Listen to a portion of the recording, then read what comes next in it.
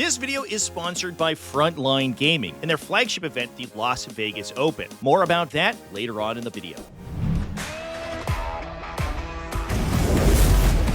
Warhammer 40k has a ton of factions. Depending on how you count them, somewhere between 20 and 35 individual ways to play the game. And all of them have entirely unique units, army rules, detachments, and styles of gameplay, so keeping them all straight is super tough. Welcome back to TacticalTortoise. My name is Trevi, and today I'm going to be breaking down each army with a brief overview, talking about its general gameplay and its mechanics. I'm not going to be covering balance or power level in this video. There are plenty of up-to-date faction rankings for you to check out elsewhere on the platform, but if you're looking for a brief introduction to each army to get an idea of what to expect from them and see which you may enjoy playing next, this is the video for you. Now we're going to break this down into something called Superfactions. These are overarching factions that typically will have ally mechanics within one another. Well, it's not 100% the case. They will often also have some overarching mechanical identities that tie all of the different armies within each super faction together.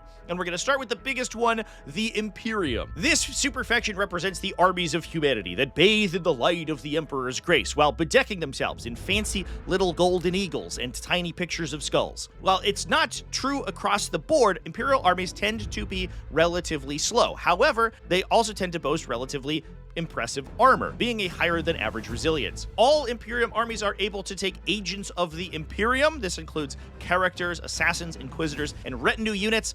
Imperial Knights, either one large super heavy walker or up to 3 small armiger class walkers, and 1 Titan, and we'll cover these ally factions first. The first of these is Agents of the Imperium. This faction includes assassins, inquisitors, and miscellaneous auxiliaries from around the Imperium. You can take them alone, but they do lack some very basic unit types and don't really have an overarching mechanical identity. It's largely just a collection of random units. While they do have some interesting detachments, they also don't have an army ability, so it's not advised to play them unless you are a very experienced player. The one thing that could count as an army ability is their capacity to switch assassins within their army roster from game to game, which is kind of interesting, and the fact that their assassins are slightly cheaper than other armies, but that is not really the same level of power as having an army rule like other factions do. However, for other Imperium factions, Agents of the Imperium are great for adding light scoring units, things like arbitrators or Navy breachers,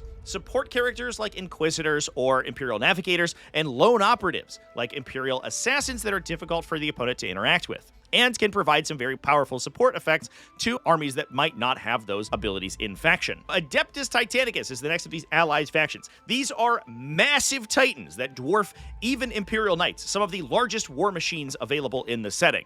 However, most are too large to be played in Strikeforce games, which is the standard game size for normal competitive games of 40k. However, they are A-OK in larger games. Typically, they will add absolutely ludicrous levels of durability and shooting power at the cost of board control, since you're putting the majority of points in your army into a single unit rather than spreading that out around several units that could be stronger at scoring. While it is technically legal to play them alone, they lack any faction mechanics whatsoever. They do not have access to any detachments, and they do not have any army abilities. They're essentially, their only army ability is that you can, in fact, play them alone if you want to. So that's certainly not advised. However, other factions can take 1 Adeptus Titanicus unit inside them as an ally. The only legal Titan to play in a standard game of Warhammer 40k is the relatively fast Warhound Scout Titan, which mounts 2 super heavy weapons on 2 sides-mounted weapon hardpoints. Each of these weapons is often equivalent to the total output of many of the game's other super heavies, making the Warhound Scout Titan an impressive force multiplier, with the huge downside that you are putting all your eggs in one basket, and unfortunately that makes you much worse at scoring scenario. Now, the third of these styles of factions is Imperial Knights, which, unlike the other two, is a fully fleshed out faction with several options for detachments as well as army abilities. These are the descendants of ancient noble houses that converted their construction vehicles into titanic war machines tens of thousands of years ago and took power after no one was able to ultimately convince them to revert their modifications. Knights are an all-vehicle army. They mix mid-weight titans with lighter walkers and tend to be relatively fast but with a low model count. However, they have highly effective shooting thanks to their detachment ability, which gives them a lot of rerolls and consistency on their attacks, and they often rely on agents of the Imperium for lighter infantry units to actually hold objectives without dedicating expensive vehicles to them. Knights can also be allied into other Imperial armies in limited numbers with a mechanic called Free Blades, but they won't get access to their army or detachment abilities, which are some of the strongest parts of the faction. Their army mechanic is the Code Chivalric. Before each game, you swear one of two oaths, either to lay low the tyrant or reclaim the realm, each of which grants a different passive buff, with an enhanced effect if you can achieve a special secondary objective. For lay low the tyrant, that means destroying your opponent's warlord or taking your opponent's home base for reclaim the realm, alongside granting a command point bonus when you do so. Several other abilities within the faction improve once the Chivalric Oath is complete. However, you do not get this effect if you ally the knight into a different army. If you've been in the Warhammer 40k community for a while, you've almost certainly heard of the Las Vegas Open. This event includes the world's largest Warhammer 40,000 tournament every year, the LVO Championship, which includes somewhere around 1,000 players every year. But LVO is not just a Warhammer 40k tournament. In fact, it's one of the scene's largest tabletop gaming conventions of the year, including open play events and vendors for a wide variety of different miniature games. And if you're not into tournament play, there are also casual and narrative events at the Las Vegas Open. Frontline Gaming, the organization behind Las Vegas Open, has asked me to tell you today about the LVO's new date. They've actually moved to an October timeframe, and this year's show is going to be taking place from October 2nd through 5th, 2025. Ticket sales are currently open for the event, so check out the links in the video description to get access to those today. Big thanks to Frontline Gaming and the Las Vegas Open for sponsoring this video, and I hope to see you there.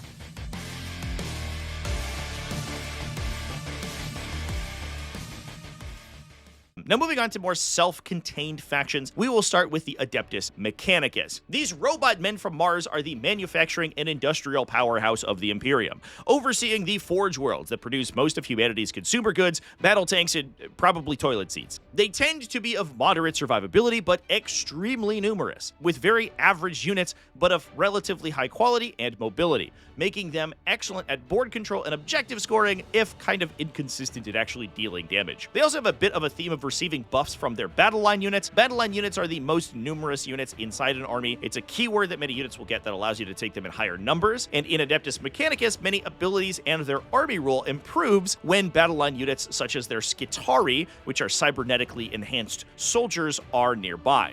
Speaking of that army rule, their army ability is Doctrina Imperatives. This is an effect that can change each battle round, either ordering their units to conquer opposing territory, making them faster and stronger in melee, or protecting their territory, making them stronger at shooting and more defensive in melee if they're nearby their battle line. Now, while the armies of the Adeptus Mechanicus are numerous, the more numerous are the Astra Militarum. These are the Imperium's first, middle, and often last line of defense against encroaching hordes of aliens and heretics. Astra Militarum are the closest the game comes to a regular army. The Militarum is composed of mostly basic human army dudes, usually massed light infantry, backed up by some of the game's heaviest tanks, as well as a smattering of cool special op units like Kazarkin and Tempestus Scions. The army has a focus on artillery and indirect fire, and can be played in a variety of detachments, either as vehicle-heavy, infantry-heavy, or with a more balanced combination of the two, but with a general focus on high model counts, with large infantry units and massed tanks. Their army mechanic is the Voice of Command. Special officer models embedded within their units or taken as separate inclusions can issue orders that provide unique and powerful buffs to enhance them past being cheap throwaways. This can combo out with special rules, enhancements, and stratagems to make even cheap light units do incredible damage and surprise your opponent with their effectiveness. Now, moving on from there are the Adepta Sororitas. These are devout monastic followers of the Emperor who are empowered by their faith to perform miracles and gain boons granted by the Emperor's influence. The army is mostly composed of light infantry and medium battle tanks, but with an above-average defensive stat line on many of their lighter units, rocking strong armor saves as well as almost universal and vulnerable savings. The army often plays with a very high unit count, and since these individual units can be sticky to kill, that makes them good at scoring objectives and messing with your opponent's game plan. They also have a miracle dice ability and the ability to respawn destroyed characters, making them very hard to consistently deal with. They also use overlapping buffs combined with dice manipulation to get unexpected spikes of damage out of lighter, woman-portable heavy weapons, or some of their stronger vehicles such as Paragon warsuits. The army mechanic are acts of faith. You generate a pool of miracle dice at the start of each turn that grows as the game continues, and add dice when units are destroyed or through some special abilities, and you can sub the results of those dice rolls in for other dice rolls. This can guarantee the success of a lot of low probability plays. Things like charges, saving throws, hit rolls with critical effects can all be guaranteed depending on the results you have available in your miracle pool. There's also a lot of ways to construct your army to gain additional miracle dice and manipulate the miracle dice in your pool to ensure that you have a consistent source of high dice results for important rolls. Now, on the more elite end of the spectrum are the Adeptus Custodes. These are elite post-humans who guard the Emperor's palace, oil each other's surgically enhanced pecs, and sally out aggressively to stamp out threats to the Golden Throne. Adeptus Custodes are probably the most elite infantry-based army in the game, taking massive numbers of heavy infantry with ludicrous defensive profiles, strong armor, high toughness, invulnerable saves, and special abilities to keep them alive, backed up by insane melee. While the army has mediocre shooting despite some strong anti-tank, they are unmatched model for model in the fight phase, and can be backed up by powerful but expensive characters. Every unit in the army can also use the Deep Strike ability, allowing them to teleport to the battlefield to engage from multiple angles and deliver their elite warriors into close combat. As a backup, they can also take Sisters of Silence, light infantry with psychic defense that shores up the army's otherwise minuscule model count. Their army mechanic are martial katas. Each fight phase, each unit can adopt a fighting stance that makes them either hit harder or more frequently by granting their melee weapons powerful keywords and shoring up their consistency in melee. Now, in a similar aspect to the Golden Adeptus Custodes are the Silver Grey Knights. These are an mostly all Psyker army, composed of elite warriors equipped with esoteric knowledge and arcane technology who are dispatched to fight particularly bad demonic incursions. The army has a bunch of bonuses against demons, as well as unique psychic special weapons, and abilities on each unit that make them special and contribute to a well-rounded team. While the army has a relatively expensive cost per model, they do boast above-average survivability, with faction-wide 2+ armor saves provided by their True Silver armor, even on their lighter infantry, and tons of movement shenanigans and reactive abilities that make them one of the fastest and most difficult to pin down armies in the game. Grey Knights usually split their forces pretty evenly between elite infantry units and Dread Knights, massive powered warsuits that are designed specifically to fight greater demons and other monsters by mounting exceptionally heavy weaponry. Their army mechanic is the Gate of Infinity. Grey Knights use their extensive teleportaria to instantly travel to the worst demonic incursions, and get to pick up a number of units each round and redeploy them around the battlefield, making them one of the best armies in the game at scoring secondaries, often represented by them performing sanctifying rituals around the battle space. Now, with that, we are going to move into essentially a faction that is almost its own super faction within the Imperium umbrella. These are the Space Marines. Oh boy, here you go. Buckle in, everybody, because this section is going to take a little while. Space Marines are the elite shock troops of the Imperium. They are called to the harshest war zones to break the backs of enemy armies. They are equipped with cutting-edge technology and elite soldiers, surgically augmented and trained over centuries. Space Marines are the jack-of-all-trades faction. Their units tend to be relatively durable with good saves. They boast lots of medium or heavy infantry, some very heavy tanks, as well as powerful characters. They can then specialize their unit selections into a focus either on ranged or melee attacks, and have a dizzying variety of detachments and sub-faction rules that allow them to further buff either game plan, or stay more well-rounded with an even focus on both close-range and long-range combat. This is buffed by their army ability, Oaths of Moment. This allows them to choose a unit each round to gain hit rerolls against, and some units will also gain additional benefits when targeting the recipients of their Oaths of Moment. This is good for being very consistent and setting setting off some of the more powerful combinations in the codex that require critical hits. If you are playing a codex-compliant chapter, which I will explain momentarily, you will also gain a +1 to wound bonus when targeting your Oath of Moment target. In addition to that, Space Marines also tend to have a bit of a theme of rerolls. Many of their units will gain rerolls naturally in some way, and that allows them to be very consistent across all of their attacks. Now, while Space Marines are technically an Imperium faction, these are basically a super faction all their own, split into multiple sub-factions or chapters. Space Marines do have access to all of the Imperial allies we discussed earlier, and they all use the same core codex for their units, so they all have the same army mechanic, with one exception we'll discuss, and they all have access to the same generic units. However, when building a Space Marine army, you will select a chapter keyword, which gives you access to unique units. These further split into codex-compliant and codex-non-compliant chapters. Codex-compliant chapters give you a handful of characters and mostly use the Space Marine Codex because they are compliant with the directives of Guilliman's Codex Astartes and will gain that +1 to wound bonus on their Oaths of Moment as a result that we discussed earlier. Non-Codex compliant chapters have a unique supplement and additional units and detachments that only that army can play. However, they don't get that extra +1 to wound bonus on their Oath target. This is because these armies tend to follow their own set of combat doctrines and don't necessarily adhere to the Codex Astartes that Guilliman so helpfully wrote for everyone. Now, I'll break down all current chapter selections here, starting with compliant chapters. Keep in mind that regardless of chapter selection, the army rules will stay the same, and you will get access to the same generic units. Compliant chapters will usually just get some extra characters, whereas non-compliant chapters get special units and detachment. I'm also going to keep many of these brief because many of them are being actively updated as I record this video. Ultramarines have the most unique characters out of any compliant chapter, including some ridiculously powerful and flexible options such as Marneus Calibgar or Robute Guilliman. The subfaction has a theme of maneuverability and command point economy, with lots of free stratagems and command point regen from units like Guilliman, Marneus Calgar, and Chief Librarian Tigurius, as well as maneuver-focused abilities like Scout or Deep Strike coming from captains like Uriel Ventress or Cato Sicarius. Salamanders only has 2 special characters, but they are incredibly insane. The other unique thing that Salamanders have going for them is the only Codex-compliant chapter currently, at the time of recording, with a unique detachment. The subfaction has a focus on close-range shooting, especially flamers and melta weapons, which gives them special synergy with their own detachment and with the generic Firestorm Assault Force detachment that makes those close-range weapons better. Vulcan Heston is their main force multiplier character and single-handedly makes Firestorm Assault Force insane by granting full wound rerolls to melta and flamer weapons, whereas their other character, Adrax Agatoni, is one of the strongest melee force multipliers in the entire game. Imperial Fists have a focus on survivability and heavy infantry. They have 2 characters available to them, Tor Garradon and Captain Lysander. Tor Garradon provides some great buffs to aggressor units,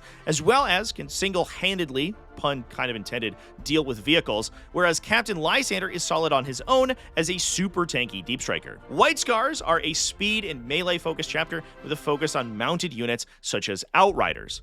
Raven Guard are also speed-focused, but focus more on stealth and maneuver warfare, with an emphasis on jump infantry and rapid redeployment. Whereas Iron Hands are the exact opposite, a tech marine-centric chapter that focuses on a mildly contradictory combination of vehicle and heavy infantry focus. Now, with that, we're going to move on to the Crimson Fists are a much smaller chapter. Having been decimated by an orc attack in ages past, they tend to focus on smaller armies of more elite units. Their one epic hero, Pedro Cantor, gives bonuses to Sternguard veterans as well as additional attacks to his unit, allowing a small number of Marines to output an impressive amount of damage. Codex non-compliant chapters. Again, these will often have a wide variety of unique units and detachments. However, they get a worse version of the army ability.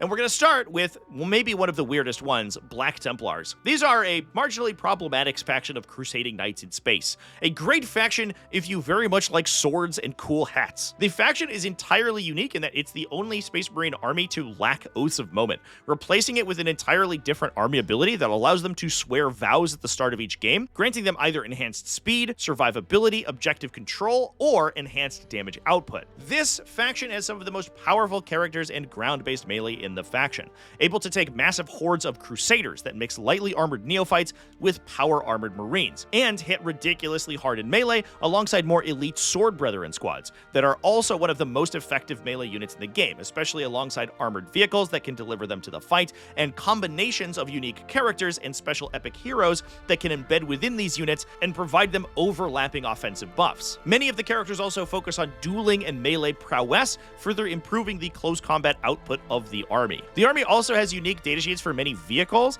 that provide them a little bit of additional consistency because they've lost Oath of Moment. With that, we also have a similar faction in Blood Angels, a fast, aggressive melee faction that specializes in blistering speed and jump pack units. They are able to buff the hitting power of basic units like Assault Intercessors or Jump Pack Intercessors to absolutely ludicrous levels, and back them up with solid force multiplying characters, which are especially potent alongside their unique units, such as their unique elite melee units, such as the Shining Sanguinary Guard that boasts strong baseline melee profiles but also overlapping defensive buffs, or the Blood Mad Death Company, which are independently consistent with baked-in hit rerolls. They also have access to a unique vehicle in the Ball Predator, a high-speed flamer carrier used to deal with enemy infantry, as well as a wide variety of unique detachments. Dark Angels are a highly flexible chapter split into several distinct sub-factions, the Deathwing and the Ravenwing. While they also have some buffs for their more generic units, both of these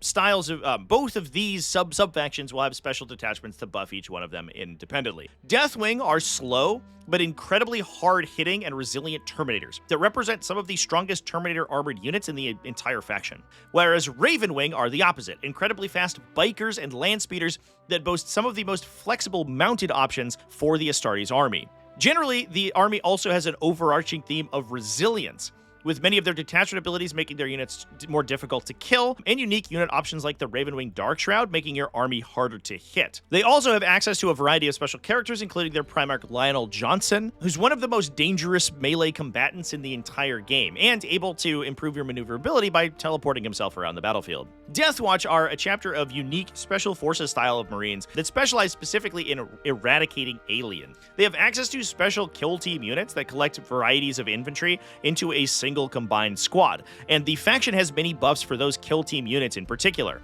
This faction tends to focus on mobility and withering infantry-based firepower. Their single unique detachment is able to buff their kill teams with special ammunition that improves their ranged attacks in a variety of situations, as well as access to site-to-site teleportation to give their otherwise slow, heavy infantry squads incredible maneuverability. Alongside access to special characters like Watchmasters, who bring powerful leadership effects, mobility, and stratagem usage, this makes Deathwatch infantry-based armies some of the most lethal in the game. And last, but certainly not least, we have Space Wolves. These are kind of like normal Space Marines, but everything is wolf-themed. This faction is largely unique in that while they have one of the widest arrays of unique units in the faction, most of these units only have internal synergy with other Space Wolves, incentivizing you to play almost entirely armies of Space Wolf unique units. Most of these units have a melee focus, and while their strength and armor penetration tends to be average, they oftentimes have high damage characteristics. They're also able to take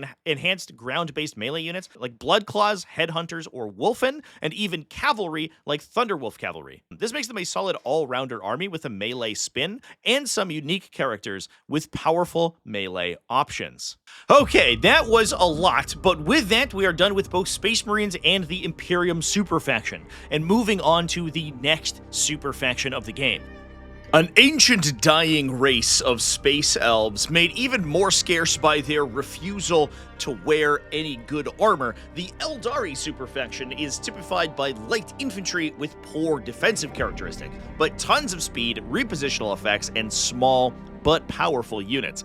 This can make Aeldari armies hard to learn, but also incredibly powerful once mastered. There are two factions within the super faction, and they can ally across each other in a limited fashion that I'll describe for each. Aeldari proper focuses on light units with powerful ranged weapons and incredibly fast infantry. These can be backed up by decent, if lightly armored vehicles, some forms of artillery, as well as resilient wraith units. All of this can be buffed up with Psykers or powerful Phoenix Lord characters that combo together with force multiplying or repositional detachment abilities to do pretty significant damage, albeit with the downside of being fairly easy to kill once in the open. However, with lots of moves after attacking attacking and reactive effects, the army can be difficult to pin down.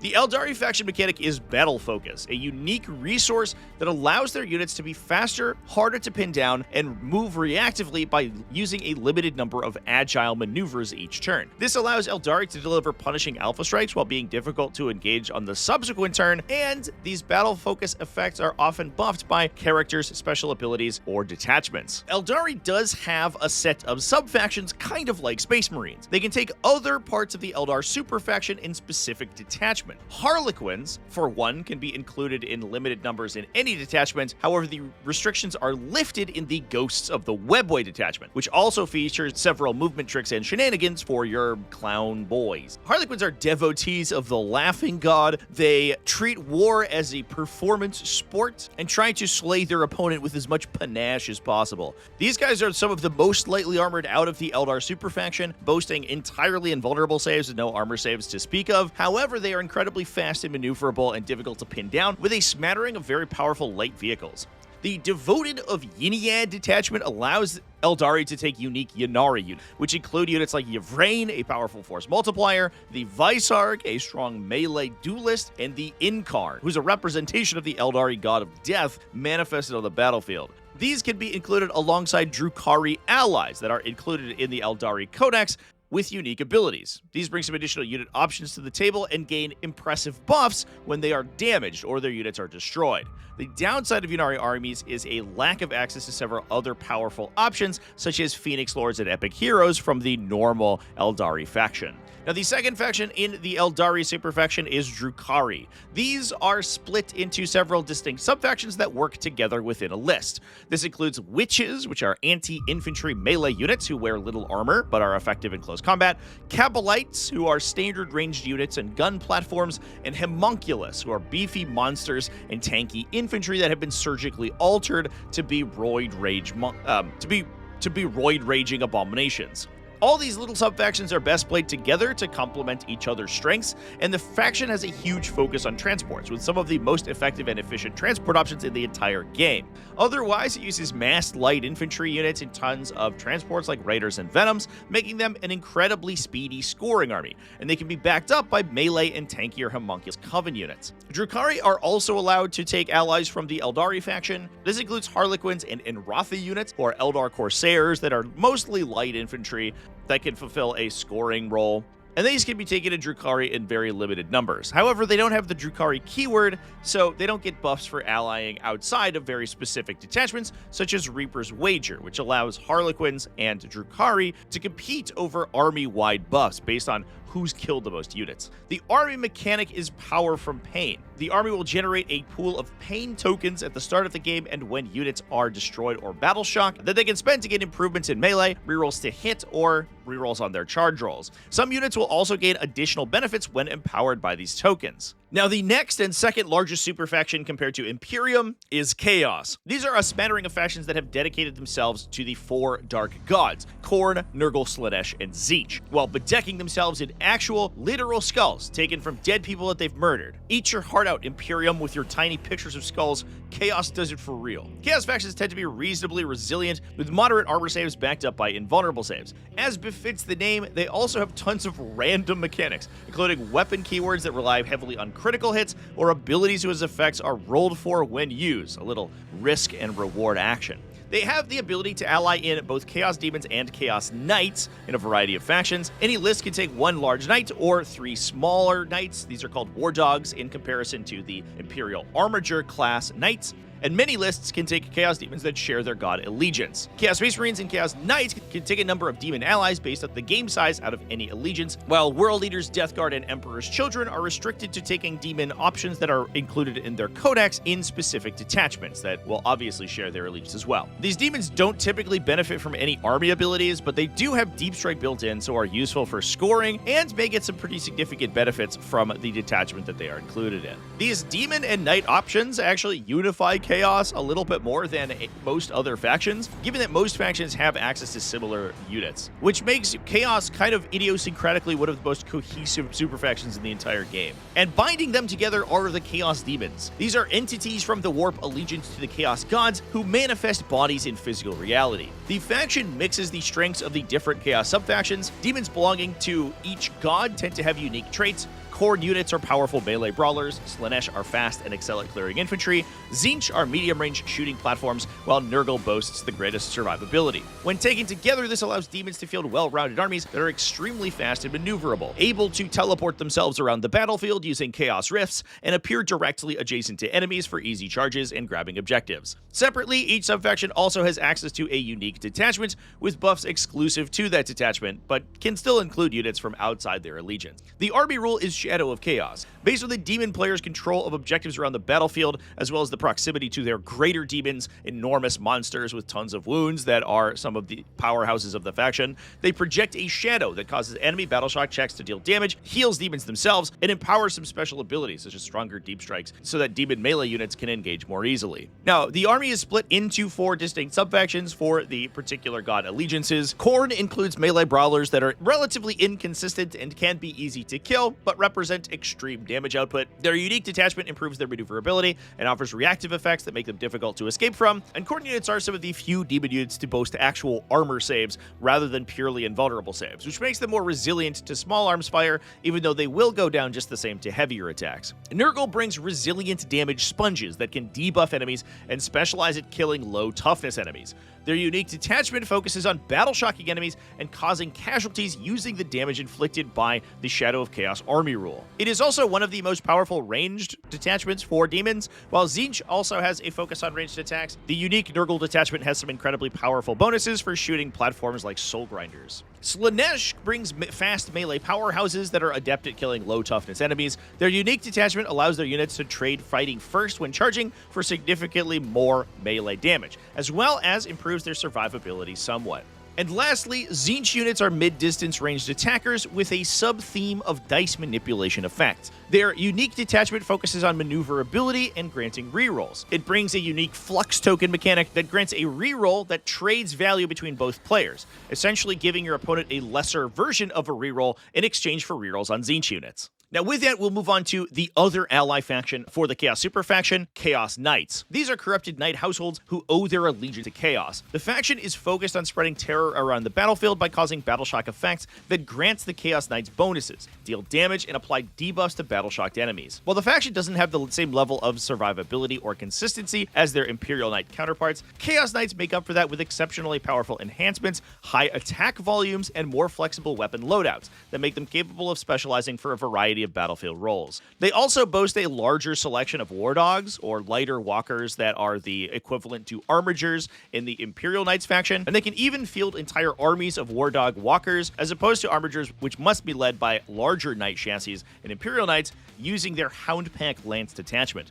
The army rule is Harbingers of Dread, a stacking aura of leadership debuffs that gains more abilities over the course of the game and can impose great penalties on battleshocked units as the game progresses. Chaos Space Marines are corrupted Space Marines that have devoted themselves to the Dark Gods to make war on the Imperium. Kind of like Space Marines, but a lot spikier, and have access to demon engines, which are resilient, self-sufficient vehicles able to be more specialized than traditional armored chassis. These represent an undivided style of warband that includes devotees of all the different gods. Occasionally, they will have the ability to select a Chaos Devotion for specific stat buffs or benefits, but they are not required to select one army-wide. Unlike the more focused cult Chaos Space Marine factions we'll talk about in a moment, these guys are going to be able to take a wide variety of units. The army depends on overlapping self-buffs and aura abilities to combo their damage output into the absolute stratosphere, typically in exchange for damaging themselves. They're able to take allies from the basic infantry of the cult Legion factions. These are Space Marine legions that have devoted themselves to a specific god above all others.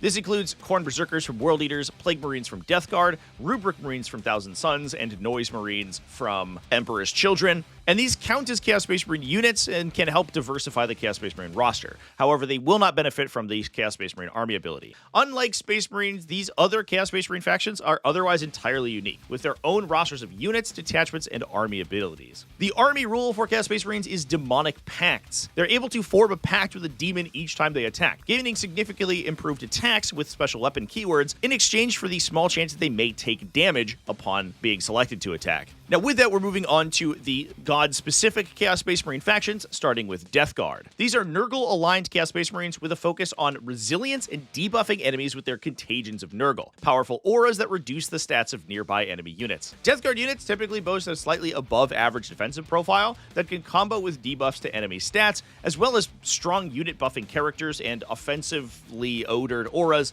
that combo out insane damage from their efficient shooting platforms. They're often led by Mortarion, their Primarch, an efficient damage sponge who provides reactive abilities for the rest of the team. And Death Guard, because they debuff enemies, have excellent synergy with allies. Because their army ability only affects enemy units, it doesn't matter what keywords the unit benefiting from those buffs has, which means that things like Demons or Chaos Knight can still reflect powerful synergies within the Death Guard faction. The army rule is Contagions of Nurgle, a persistent -1 toughness aura that can combo with an additional effect chosen at the start of the game, and grows larger from all Death Guard units as the game continues. Many units will also gain additional bonuses when targeting enemies within that affliction, and some units will also have either extended range on their affliction auras or enhanced effects while within them. Thousand Sons are literally the Shadow Wizard Money Gang. These are Tzeentch-aligned Chaos Space Marines with a massive focus on Psykers, psychic attacks, and casting bizarre spells. Some of the most powerful shooting characters in the entire game, but all of them boasting relatively short-range psychic attacks that can combo with their stratagems, auras, and attached units, like the omnipresent Rubric Marines who will apply rerolls to their attached characters and can combo together to insane damage. The army is almost always led by Magnus the Red, likely one of the strongest single characters in the entire game, who is both fast, tanky, hits incredibly hard both in melee and shooting, and can buff nearby Thousand Sons units, selecting an aura that makes them faster, in exchange for some survivability on his part. The army rule are Kabbalistic Rituals. Potentially one of the most convoluted army rules in the game, Kabbalistic Rituals are special psychic effects that are chosen at the start of each shooting phase. This allows the Thousand Sons army to debuff opponents, move themselves, buff their own attacks, or deal damage to enemies, and makes for an incredibly powerful shooting phase, especially when combined with detachment abilities or other debuffs they're able to apply from their units. World Eaters are roid-raging meatheads whose enthusiasm for insane gains understandably drove them to worship an eldritch god of carnage and murder. These are core-devoted Chaos Space Marines that are almost entirely melee-focused, with only a few ranged platforms in the faction and very few ways to buff them. World Eaters are all about aggression. They have multiple abilities to make their units faster, hit harder, and absorb or punish enemy counterattacks. There's very little nuance here. These guys want to get stuck in and do murder as hard as possible. Unfortunately, their Primarch Angron isn't seen as much as the remainder of his brethren. However, the army boasts a variety of relatively strong infantry and smaller monster characters such as Demon Princes. The army rule is Blessings of Khorne. 8 dice are rolled at the beginning of each round, the sacred number of Khorne, and the results of which are used to purchase army-wide benefits to the team, including things like enhanced hitting power, combat tricks, or fight on death. These blessings can sometimes be enhanced or gained based on unit abilities or killing particularly powerful enemies. Now, last and certainly not least of the Chaos Cult factions are the Emperor's Children. These are degenerate drug addicts obsessed with speed, both the concept and the physical substance. These boast some of the most effective trading units in the Superfaction, which, while they aren't difficult to kill, are exceptionally fast and hard-hitting. Basically, embodiment of the concept of the glass cannon, which is ironic because the faction has effectively no shooting attacks outside of their iconic Noise Marines,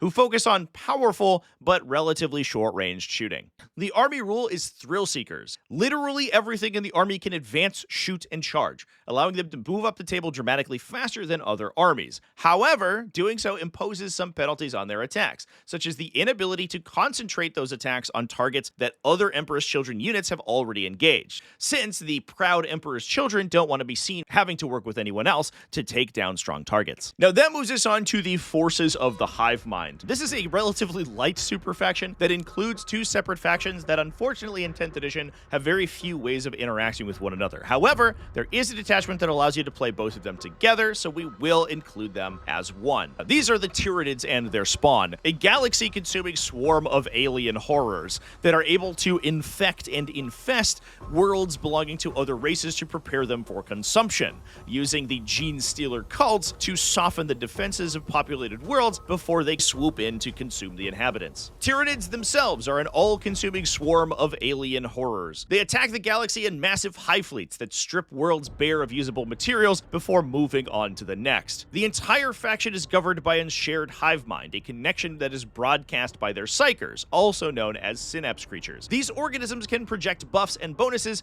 to their more numerous cousins within a short distance. And while Tyranids lack hitting power, they make up for it in numbers and resilience, able to dominate scenario objectives by swarming them with hordes of tiny monsters or hulking war beasts. Tyranids have multiple army rules. They are unique in that they have 2 of them. Synapse projects an aura of near invulnerability to battle shock to nearby units, as well as granting a strength bonus to their melee attacks, while Shadow in the Warp is a once-per-game pulse that forces battle shock checks on enemies, sometimes at a penalty depending on the units in the Tyranid army and their proximity to terrifying Synapse creatures. This can be used to disrupt enemy scoring and unlock bonuses for the Tyranid army when used against them. Gene Stealer cults might appear at first glance to be the beleaguered proletariat rising up to seize the means of production. However, Gene Stealer cults are actually an alien infection spread to a planet's populace over generations that indoctrinates them into a shared group consciousness to overthrow existing power structures and prepare the planet for a Tyranid invasion. As befits the representation of an entire planetary population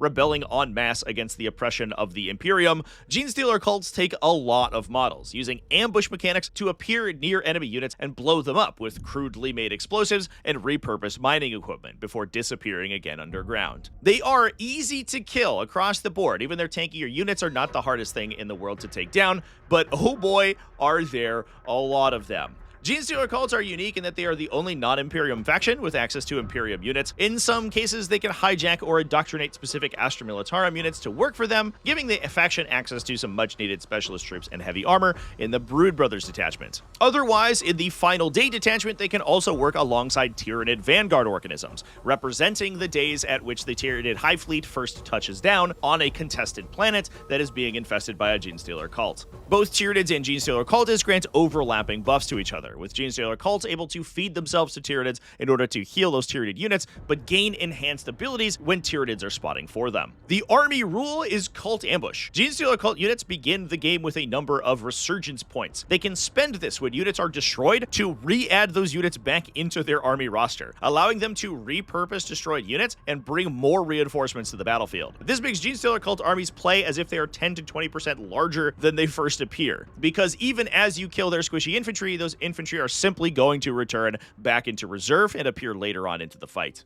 And with that, we'll move on to our last super faction, although it's not really a super faction, it's just Xenos. This is kind of the catch-all term for non-Chaos Imperium or Aeldari-aligned armies in 40k. These are factions that exist by themselves, have very little collective themes, and only occasional access to allied units. Necrons are robot Egyptians from aeons past. They are the remnants of an ancient alien race that once ruled the galaxy and chose to prolong their lives by encasing themselves in robotic bodies. They focus on resilient units protected by invulnerable saves and damage reduction effects that aren't typically particularly fast or hard-hitting, but if not completely destroyed, will slowly regenerate back to full functionality. They tend to focus on hyper-advanced technology that deals damage at range, and while they can create resilient front lines that are difficult for opponents to chew through, these front lines don't tend to be particularly good in combat. While they do have a couple of strong combat units, they pale in the comparison to dedicated combat armies.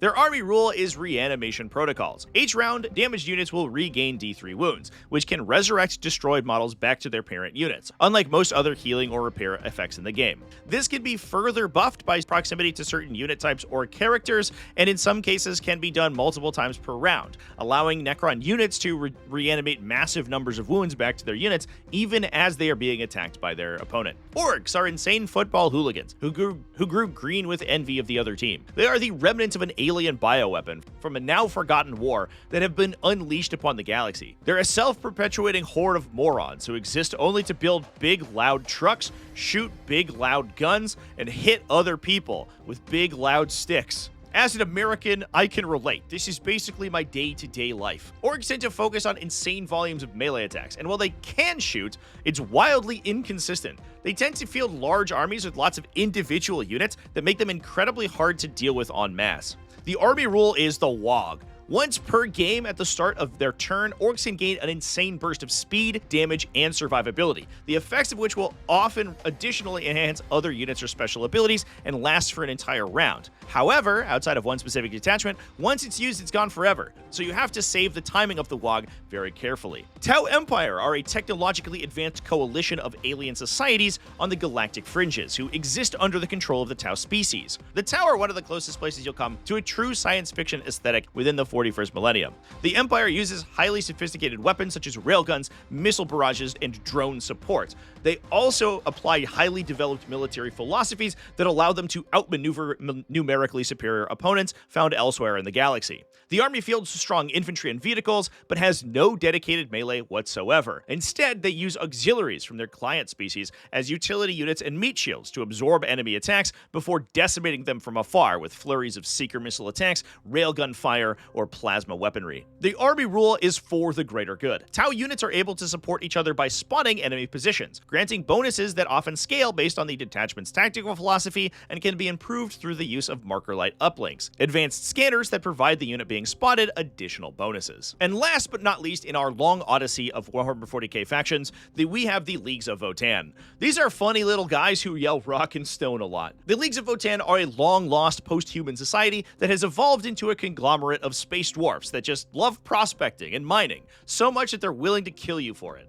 Their armies are supplemented by robotic citizens known as Ironkin, making them fairly numerous, and boast above-average defensive stats. Although kind of incongruous with the dwarf aesthetic, the army is also fairly fast, with lots of access to transports, bikes, and scouting units. They back up this with solid shooting and melee, all buffed up by their army mechanics. The army rule is prioritized efficiency. Votann armies gain +1 to hit enemies on objectives and get to reroll advance and charge rolls, a nice little boost of speed. They will also gain a pool of yield points by taking and holding territory on the battlefield. These points can be spent over the course of the game to improve various stratagems and abilities. However, as long as an army has 7 yield points in their pool or higher, they change their army ability entirely, instead gaining +1 to hit while they are on objectives and improving defenses. The theme of this ability is incredible. The start of the game, they are meant to move out and take territory to secure their mining rights. Later on in the game, once their yield point total has increased, they are then instructed to solidify their claim on those mined areas.